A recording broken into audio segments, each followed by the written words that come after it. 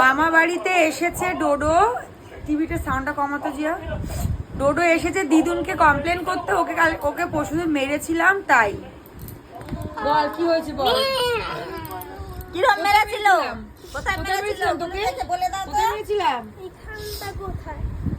ভালো বসে তুই দিদুনকে কমপ্লেন করছে। দিদুন যখন ছোটবেলায় আমাদের মারতো সেটা কাকে বলতাম বল। কাকে? তোমার দিদুনকে? হ্যাঁ বলে তুমি তোমার দিদুনকে বলনি কেন? বলে দে।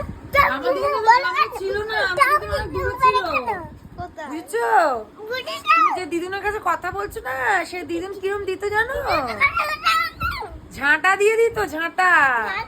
বুঝেছো? আসলে থেকে সুযোগটা সবসময় বেশি কথায় আসলে দিদুন দিদুন মামিকে মেরে মারবে কি? ঠিক আছে আজ যাই, তোমাকে বটি নিয়ে মারবে আমাকে বলছে। মানে কি করবে বেচাদের, মারলে তো কোথাও পালানোর জায়গা নেই, এখানে এসে মন খুলে